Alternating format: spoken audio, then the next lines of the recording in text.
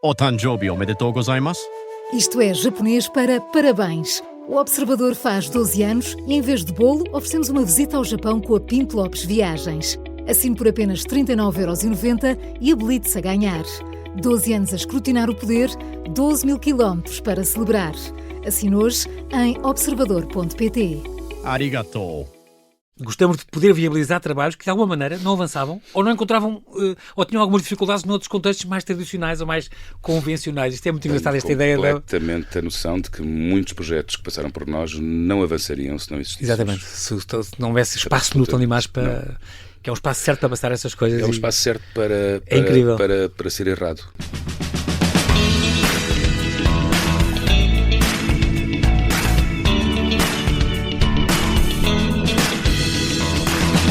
Aí está, já a partir de amanhã, é o regresso do Tão Dimas, o tal festival multidisciplinar que cruza imagem e performance e que se tornou famoso por todos os anos, há mais de 2 décadas, invadir locais inusitados da capital com obras que misturam linguagens artísticas diversas. Nesta 24ª edição, ocupa galerias e centros de arte, teatros e cinemas, jardins e espaços pouco habituais nas artes performativas, como o Planetário ou até casas de lisboetas. Este ano decorre de amanhã até ao fim de outubro em 2 momentos. No total, são 14 obras, 5 em estreia absoluta, para reinventar a memória, a intimidade e a imagem. Fala-se de terraplanistas, guerra colonial, de imigração para a França, de viagens no tempo, negacionismos e clássicos do cinema. Para saber tudo e sugerir alguns destaques, convidei António Câmara Manuel. Ele é produtor de cinema, teatro, televisão, dança e videoarte, que é o criador e diretor artístico do Tão Dimas desde que ele acontece em Portugal, ou seja, desde 2003. Olá, António. Olá. E bem-ajas por ter aceitado este meu convite. Bem-vindo. Bem-vindo à Rádio Observador, é um prazer estar aqui a falar contigo. Tu, António, nasceste em Moçambique. Que idade tinhas quando vieste? Tens memórias de lá ainda? Tinha 11 anos. Sim, então claro claro que tenho. Então, obviamente, não vieste pequenito. Sim. Bom, e porque eu sei que Moçambique e França são assim 2 países para ti super referenciais. São referenciais. É? Por acaso tenho conseguido voltar aos 2 e um deu-me o Tão Dimas e outro deu-me alguns filmes que estão no nosso currículo da Dupla Cena, que também faz filmes, como sabes. Exatamente. E são 2 países muito, muito, muito importantes para mim. E que marcaram, claro, e ainda continuam a marcar. Entre os filmes, por exemplo, que estás a falar, há aqui vários. Estou a ver aqui, por exemplo, este Custo de Silêncio, com a Vera Mantero, há uns anos, documentário. Este extraordinário, o Estranho Caso de Mário de Sá Carneiro, também incrível, da RTP, do Paulo Seabra, sobre a vida e obra do Mário de Sá Carneiro. Gostamos de poder viabilizar trabalhos que de alguma maneira não avançavam ou não encontravam ou tinham algumas dificuldades noutros contextos mais tradicionais ou mais convencionais. Isto é muito engraçado, esta ideia. Completamente a noção de que muitos projetos que passaram por nós não avançariam se não existissem. Exatamente. Se não houvesse espaço no Tão Dimas para... Que é um espaço certo para passar essas coisas. É um espaço certo para ser errado. E quis muito que ela viesse cá, mas felizmente ou infelizmente, felizmente para nós todos, foi apresentado dentro do outro festival, do Alcântara, no São Luís, e eu quis... Como ela estava cá, e sou um fã total da Cristiana, disse-lhe que queria fazer alguma coisa contigo. E ela disse-me, tenho 2 filmes para acabar a montagem. E eu perguntei se podia ser uma espécie de co-produtor final. Boa. E então fizemos esta utopia. Que é muito giro sobre a imigração, os movimentos, ser estrangeiro, romper as fronteiras culturais, geográficas, humanas. É muito giro porque isto agarrou-se num participantes em várias cidades, com entrevistas, e a cada um tinha um lote de perguntas que falam sobre a sua história, descreva a sua casa, porquê é que quer abrir a sua casa a alguém desconhecido, qual é a sua utopia, descreva-me um sonho que tenha acordado e o que é que sonha quando está a dormir. O que giro que deve ser um documentário baseado nestas respostas diferentes. Infelizmente eu não acompanhei o projeto desde o início, mas teria amado. O que aconteceu foi que uma sorte de eu conseguir concluir esses discursos plurais da Cristiana desse filme. Os filmes que eu fiz em Moçambique foi uma série para a RTP chamada Brisa Solar. Exatamente. De 2019, com a Ana Pissarra e o Zé Nascimento. Exatamente, do Zé Nascimento e da Ana Pissarra. O Zé Nascimento é um realizador que começou por ser meu professor e hoje é um dos meus grandes amigos e felizmente sou o produtor dele. E fizemos uma série sobre... O ponto de partida era a Moçambique pós-guerra colonial, não é? Quando as pessoas voltaram com a sua cultura... Maputo tem uma arquitetura colonial absolutamente extraordinária. Cada prédio é uma obra de arte. E então... Há edifícios icónicos, aquele da Catedral, por exemplo, há assim uns que são incríveis. Aquela brutalista também. É. E o Zé, eu acho que teve como ponto de partida a minha infância, e numa conversa onde eu dizia que o meu sentido de orientação em Lisboa é terrível, eu ainda me lembro de me orientar em Maputo, anteriormente a Lourenço Marques, onde eu cresci. Tu nasceste lá, exatamente. E ele e a Ana começaram a pensar que seria interessante fazer um grande filme, depois tornou-se uma série de 3 episódios, de 3 horas, exatamente sobre essa arquitetura e essa cidade, já após... Que depois o Zé não consegue concentrar-se numa temática e é completamente plural. E torna-se um habitante local tornou-se quase moçambicano de Maputo, e fez uma série muito bonita chamada Brisa Solar.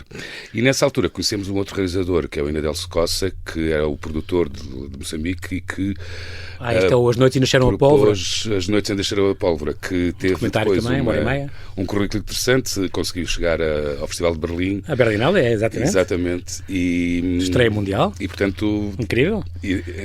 Foi portanto, prémio SPA também, no Doc Lisboa. Exatamente, correu bem. Africa Movie Academy Award também. Exatamente, correu bem. Melhor documentário, e, ganhou prémios. Enaltece-me ainda a minha memória e a minha...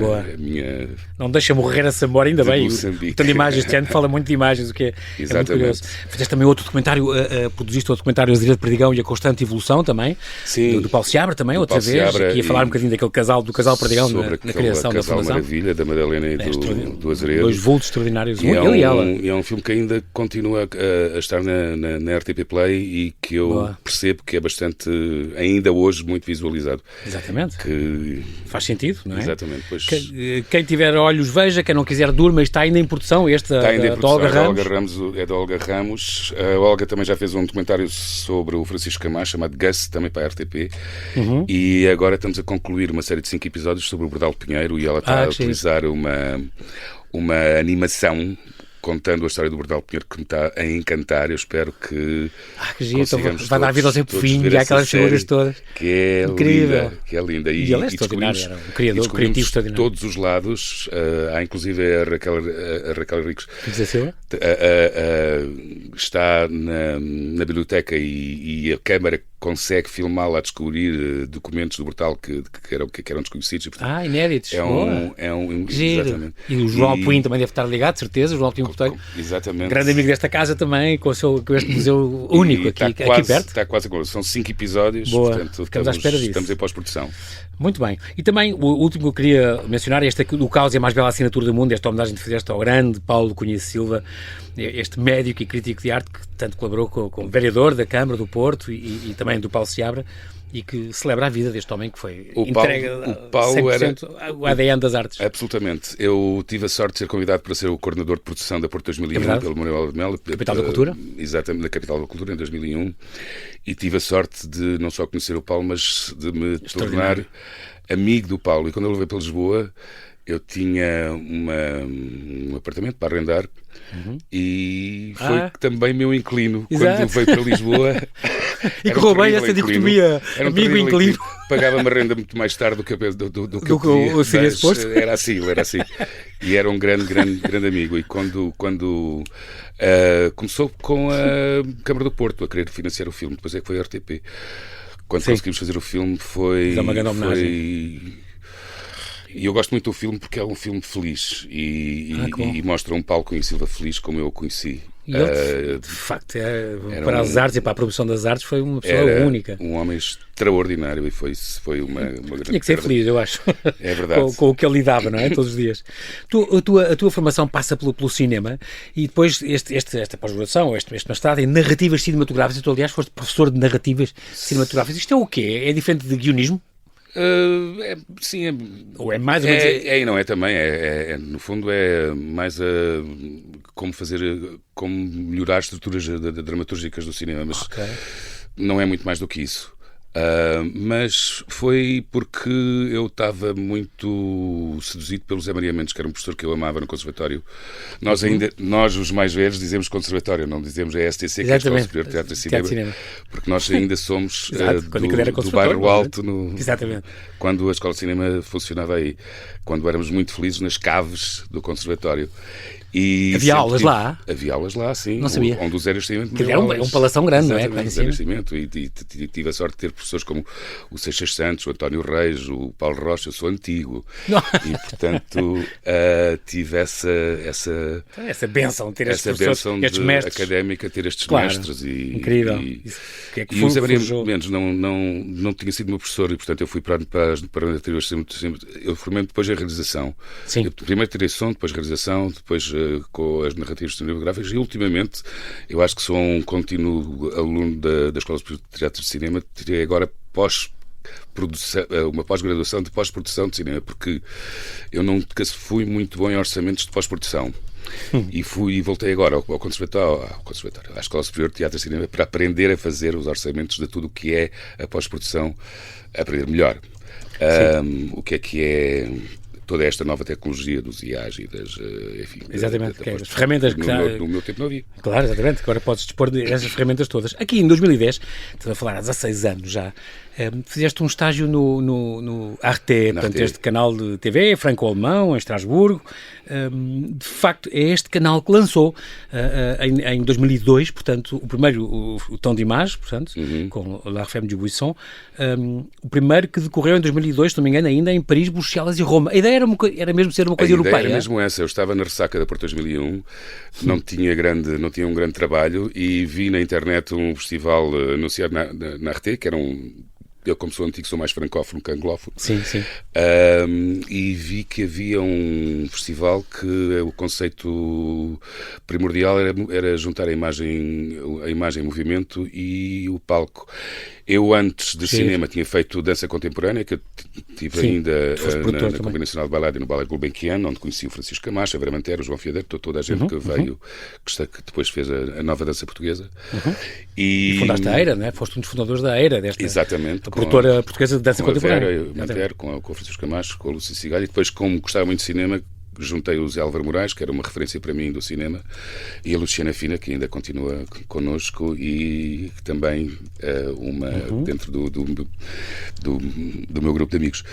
E viste então o anúncio no Arte, este festival, quando vi este anúncio, que seduziu-te? Meti-me logo no avião, fui para a Ferme do Buisson, que é uma cena nacional, como eles chamam em França, ligada a este projeto, tinha nascido através de Jérôme Clément, que na altura dirigia esse canal, e fui recebido de braços abertos. Eu acho que Portugal foi sempre muito acarinhado em França. Além disso, o diretor era português, chamava-se e chama-se José Manuel Gonçalves, que me disse, podes fazer o festival, tens que ter algumas garantias, e eu não tinha nenhumas. Pois. E na altura tinha um conhecimento parco com a Luísa Taveira, que dirigiu que programava o CCB, e como era da dança, e eu ainda tinha algumas reminiscências da dança, fui ter com ela e disse que tinha este projeto, e ela foi absolutamente determinante. Boa. E acolheu o Temps d'Image no A primeira CCB. vez que tu foste, e já lá há 25 anos, e assistir lá, em Paris, em Bruxelas, ias já com a ideia de fazer aquilo, ou ias só assistir e depois pensar, isto estava uma coisa gira? Não, aquilo era demasiado grandioso. Eu tinha vindo de um projeto... Também grandioso, o Porto, claro. Esse foi o maior projeto da também minha foi vida. extraordinário, também, incrível. Mas o que se fazia em Lisboa não era havia poucos festivais. Tinha havido o Festival de Teatro, que depois tinha acabado, o Alcântara já existia. De quem eu era e continuo a ser o amigo do Mark de Putter, que depois, enfim... E era estranho, mas era um festival pequeno, tinha este conceito lindo do chantier, do estaleiro. Exatamente. Este ano voltou também. Que a Luísa Taveira gostou bastante.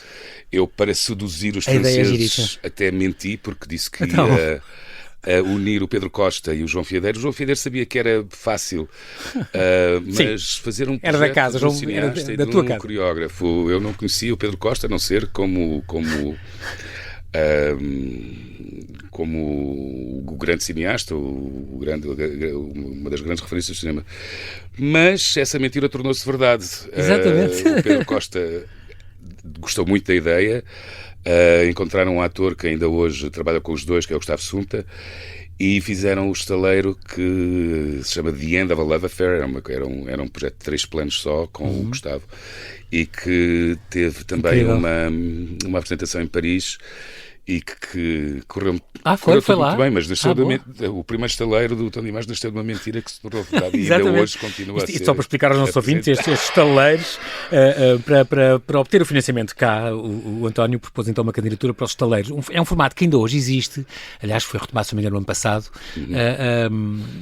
Existe no Tom Dimas, como parte do Tom Dimas, neste caso vai ser o segundo momento, lá para outubro, entre 8 e 31 de outubro, em que 2 artistas de áreas distintas são convidados a realizar um trabalho em conjunto.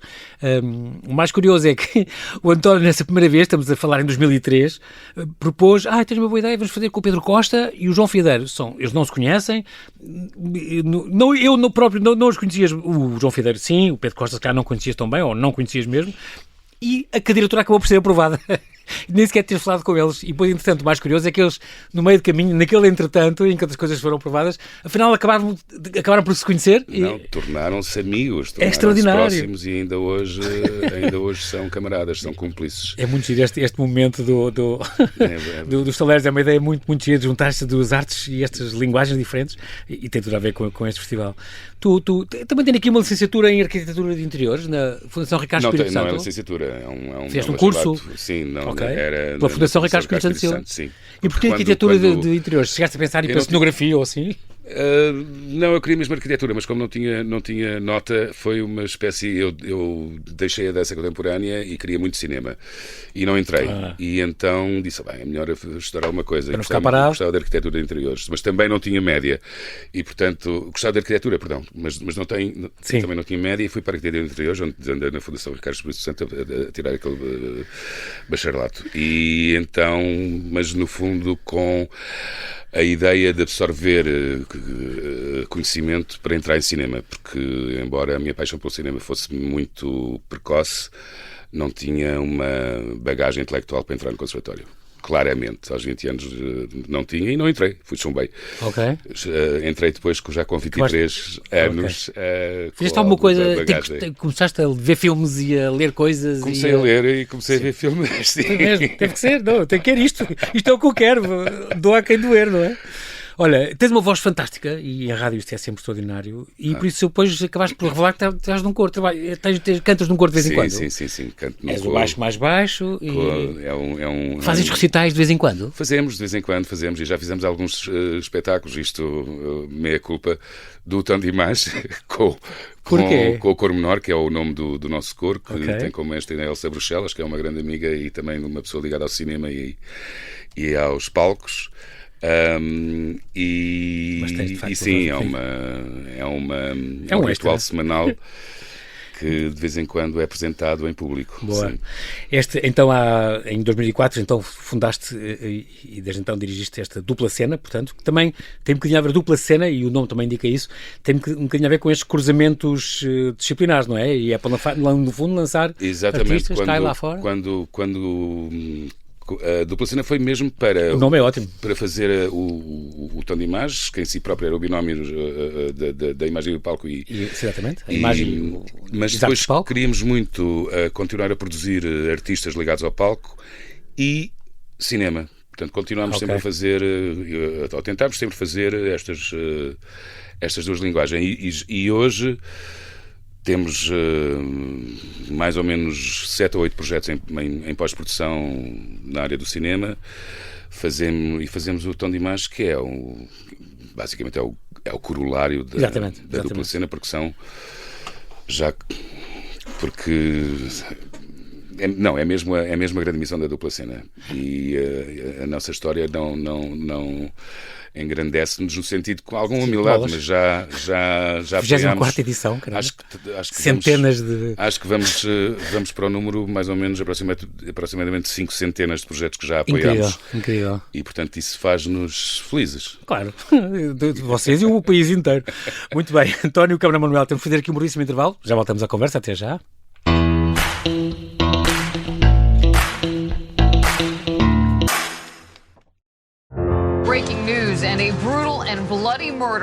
O Renato estava apático.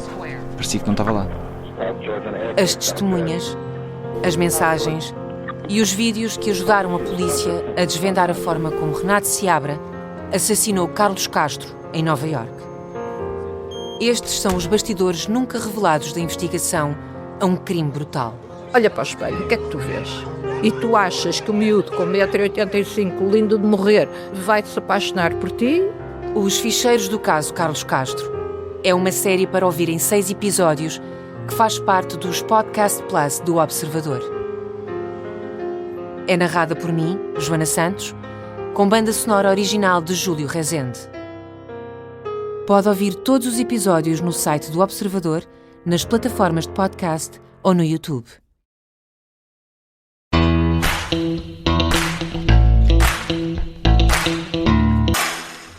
E estamos a conversar com o António Câmara Manuel. Ele é o diretor e é o fundador do Tom de Imagens Festival, que começa já a partir da manhã, dia 21 de maio, e vai até 7 de junho. Depois tem um segundo momento que vai decorrer entre 8 e o fim do mês de 8 e 31 de outubro.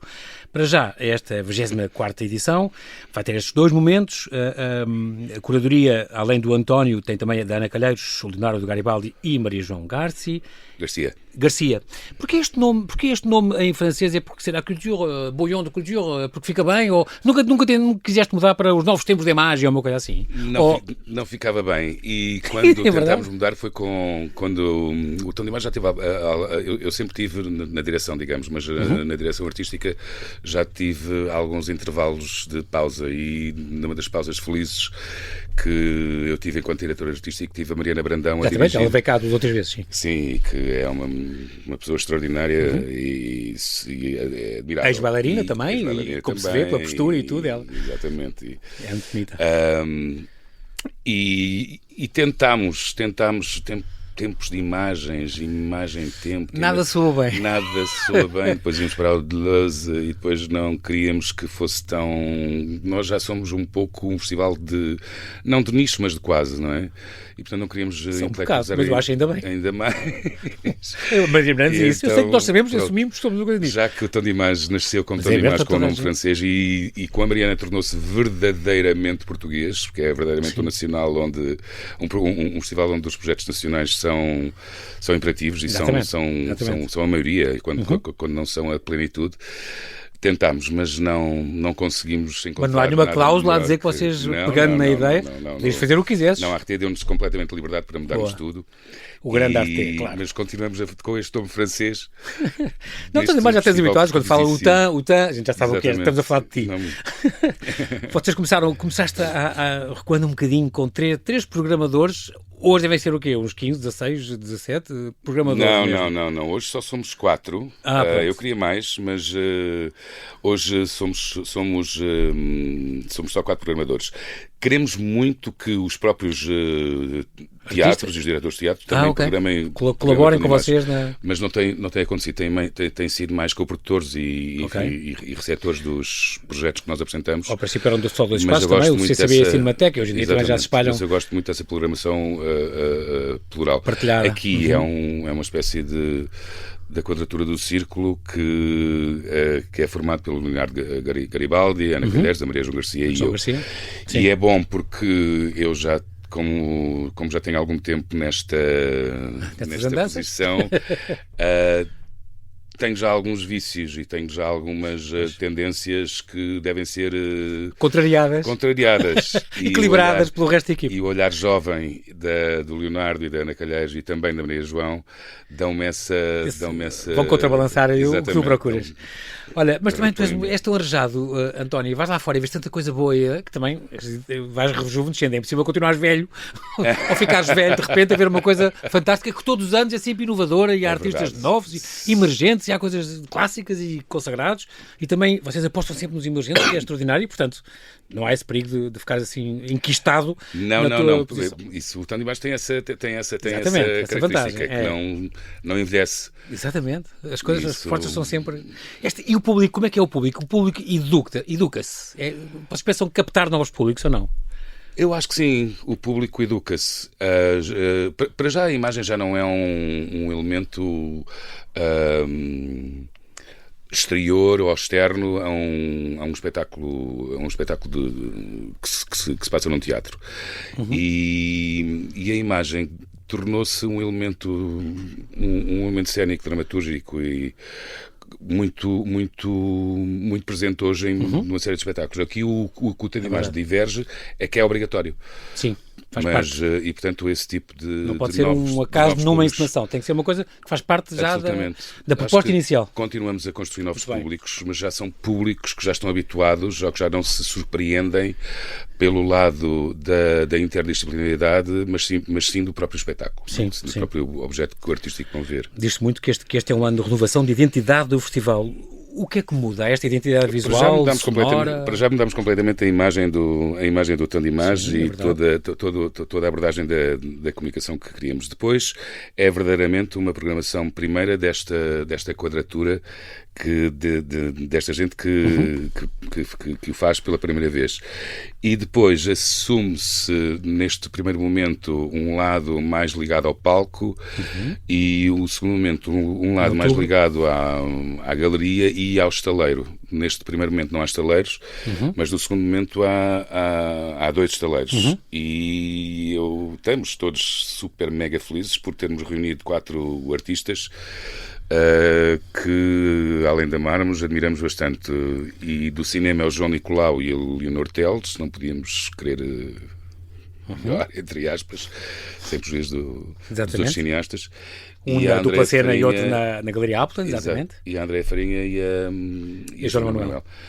E esta conversa, isto é uma conversa, os estaleiros e a criação às cegas, que vai acontecer a 10 de outubro na dupla cena. Sobre esta situação de pormos 2 artistas, e aqui é mesmo verdade que não se conhecem, e têm que fazer uma coisa qualquer, e a liberdade é o mote e a falha faz parte. Se não conseguirem fazer nada, têm que nos explicar porque é que não conseguem. Exatamente, fazer um monólogo. Se conseguirem fazer alguma coisa que seja proveitoso para eles e para nós. Já aconteceu situações terríveis. Por exemplo, uma vez fizemos um estaleiro com a Vera Mantero e o Miguel Gonçalves Mendes, que a partir da obra da Gabriela Lhansol começaram a fazer um filme e depois da rodagem entenderam que as montagens deviam seguir 2 rumos diferentes. Então a Vera Mantero... Porque havia a visão dela e a visão dele. Exatamente. E a Vera Mantero fez um filme mais ligado, mais direcionado para as galerias. E o Miguel Gonçalves Mendes fez um filme para a Sala Escura. E, portanto, há 2 filmes com o mesmo nome, um do Miguel Gonçalves Mendes. Mas isso é giro, acaba por ser giro. É maravilhoso, porque já viajei com os 2, um para um museu e outro para um festival de cinema. Depois aconteceu outra coisa também, talvez ainda mais radical, que foi quando juntámos a Clara Andermatt a um cineasta que eu gostava muito na altura e continuo a gostar. É um cineasta punk francês chamado François Jacosson, que mistura Godard, Eisenstein e a literatura punk. É assim um homem absolutamente fora da caixa. E que fizemos o Rio Horta dos Donos, fizemos a criação no Espaço do Tempo. E havia uma situação que não se juntava muito bem, a parte do palco e da dança, que era com a própria Clara Andermatt a dançar, e o cinema ali não casava muito bem. E um pouco quase doentio do François Jacquesson. Bom, lá apresentámos o espetáculo, apresentámos aqui no CCB, apresentámos em Paris na Ferme du Buisson. Não foi o melhor espetáculo do mundo, mas o Song, depois do espetáculo acabar, fez uma nova montagem do filme e foi apresentado em Cannes e ganhou o prémio Jean Vigo, que é o prémio da melhor curta-metragem de França. E, portanto, também temos essa derrota à partida que se tornou numa coisa que muito nos orgulhou. Tom Dimas esteve em Cannes, entre aspas, e ganhou o prémio Jean Vigo com uma produção dele. Incrível. Há coisas que já, agora não vou citar nomes, mas que não aconteceu nada porque não se deram bem. Pronto, não houve empatia. Não houve. Se não há criação, isso, claro, a coisa pode não resultar. Ficam duas coisas coladas. Mas faz parte do tom de imagem. O não resultar faz parte do tom de imagem. Hoje em dia, cada vez mais falamos isso também do defeito, do erro da pessoa errar. Não acertámos aqui. Incrível, isso pode perfeitamente acontecer. Após de errar e reparar, podemos falar de duas ratas. Aqui Eu acho que essas não vão errar. 22 e 23 de maio, na Rua das Gaivotas 6. Aqui temos diários, memórias e registros. Há muitas memórias este ano.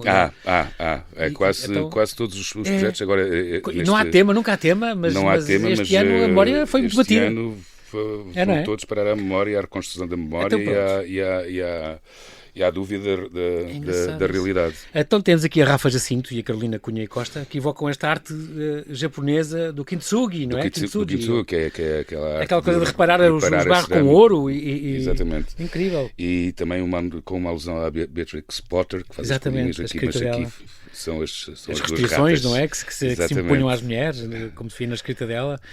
Aqui esta programação foi complicada este ano, ou não? É complicado. Ou tinha muita coisa para escolher? Só é complicado quando, e acontece frequentemente, quando recebemos demasiados projetos. Elegê-los, porque são projetos que, como a maior parte deles não estão criados, são projetos literários. Exatamente. Tem sinopses, não é? Tem sinopses, sim, portanto, é mais complicado de verem. Publicamente escritos e que estão isso é tramado, porque às vezes pode resultar muito, ou pode... Exatamente, não é? Portanto, eu não sei se esta programação será melhor que poderia ter sido feita, porque envolve sempre esse risco. No sentido de que o que é que vamos apresentar, sendo tudo novas criações, e será que vamos acertar, sendo tudo novas criações? Exato. É esse o nosso risco também. Portanto, estás sempre com o nervoso miudinho quando isto começa.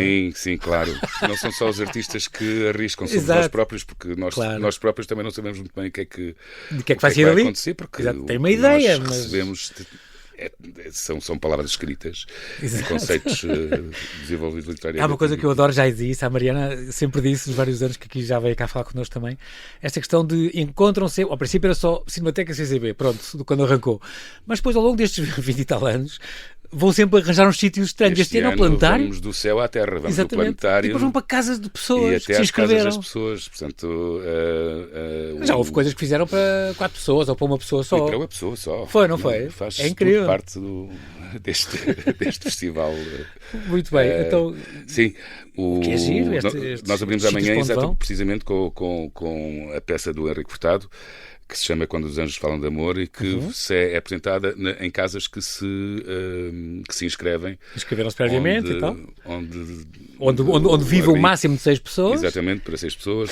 O Henrique, a Catarina, a Leonor e o Sérgio fazem uma espécie de caça-fantasmas de jogo e a partir dos objetos dessa casa que tem um proprietário. Se for uma casa sem proprietário, por exemplo, olha, vou para a casa deste meu amigo que é mais bonita que a minha, não dá, porque tem de ser mesmo a memória exatamente, tem que haver fotografias e correu bem porque logo quando as inscrições abriram tinham muitas.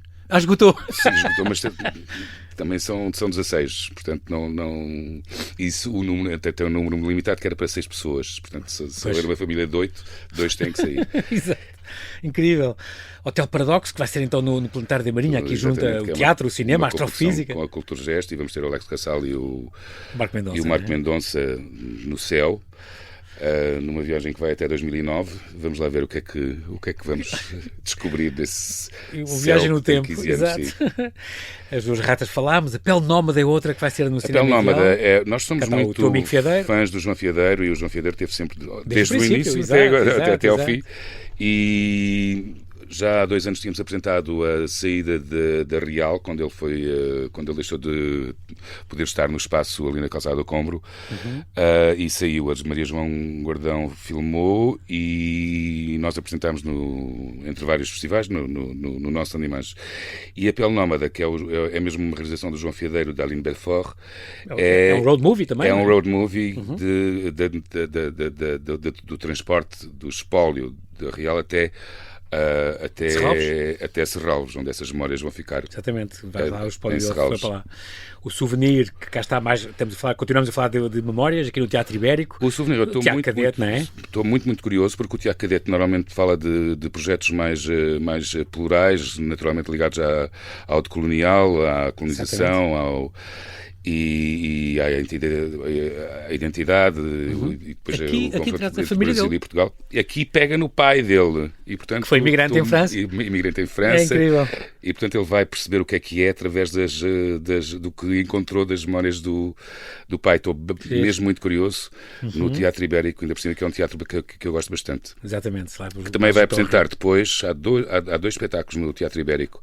Ao longe do fim do mundo, não é? Ao longe, o fim do mundo, que é um grupo do Porto, as irmãs Valencampo Carretas, que vão tentar provar-nos das terraplanistas que a Terra é plana, pegando hoje nos negacionismos e nos populismos e em tudo o que tem a ver quando se põe em causa o óbvio. Vão tentar provar que a Terra é redonda. António, que até dói. É verdade. É impressionante. E cada vez temos mais nisto outra vez. Quando achámos que já tínhamos ultrapassado isto. É impressionante. O absurdo e torná-lo possível. Há aqui muitos temas que e mesmo dos vossos inícios, que eu penso, isto hoje faz todo o sentido continuar a fazer. Absolutamente. É incrível. Depois temos o Fassbinder, o cinema do Fassbinder. O direito do mais fraco à liberdade. Isto é uma brincadeira, isto não é? É uma brincadeira. Há o direito do mais forte à liberdade, que é um filme de 74 do Fassbinder, um filme referencial na obra dele. E um pouco com um filme outro tema atual, e que eles vão repor o Silly Season, e fazê-lo em palco. Portanto, vamos assistir à construção desse filme, tornando no CCB, no auditório do CCB. Exatamente, no CCB, com a palavra fraco em vez de forte. Estou curioso com este também, é um dos grandes gritos. Bastante. E é no CCB. Exatamente. Retroceder, por exemplo, estamos aqui a falar também do CAL, do Centro de Artes de Lisboa. Exatamente, são os 3 atores que também vão viajar no tempo a 15 anos mais tarde e a confrontar o que são as memórias antes, nesses 15 anos que se retrocederão com a realidade hoje que vivem, e pôr em causa exatamente não só a própria memória, não só o próprio passado, mas põe em causa o próprio presente, porque as memórias já não fazem muito sentido. Isto é curioso, esta questão, esta premissa que questionam se a memória pode ser mais real do que a própria realidade. Incrível. Exatamente. E então, hoje está provado pela neurociência que nós construímos memórias, não é? Portanto, mudamos, não é? Mesmo as pessoas que assistem à mesma coisa, daqui a uns anos já dizem que viram coisas diferentes, não é? Exatamente. Portanto, isso faz parte. E outra situação é o Cão de Sete Patas da Baby Dória, que exatamente. conta isto é na Rua das na sua memória o filme Copacabana, Meu Amor, esse sim, um filme completamente maldito, de 1970, e que nunca foi apresentado, porque em si próprio nasceu e foi avaliado de uma maneira completamente abrangida por uma censura duríssima nos anos 70 no Brasil, que tem uma banda sonora de Gilberto Gil, e a Bibi Dória faz-nos descobrir o filme através da sua narração, que é complementada com o genérico final. E, portanto, nós vemos o filme, mas vemos a Bibi Dória contar o filme.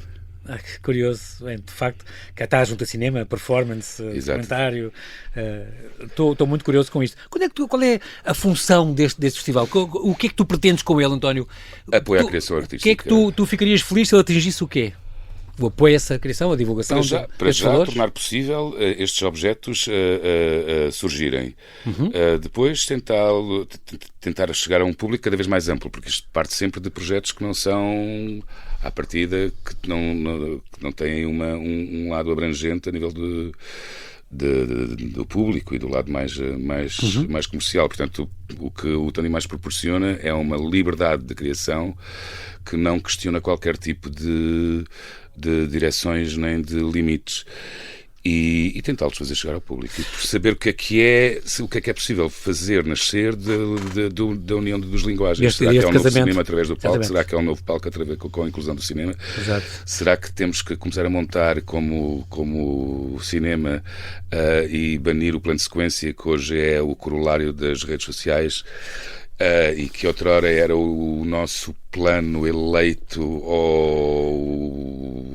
ou pôr em causa, por exemplo, o ponto de vista de Deus, que é um picado que ninguém que era o ponto de vista abstrato e que hoje é o ponto de vista do drone. Como é que vamos voltar ou renovar esse tipo de olho? Exatamente, de olhar, claro que sim. De olhar. É engraçado porque eu tenho esta perfeita noção de ser um festival de nicho, mas ainda bem, uma vez disseram aqui sobre o teu festival, trabalhamos para encher as nossas salas, mas não propriamente em termos de números.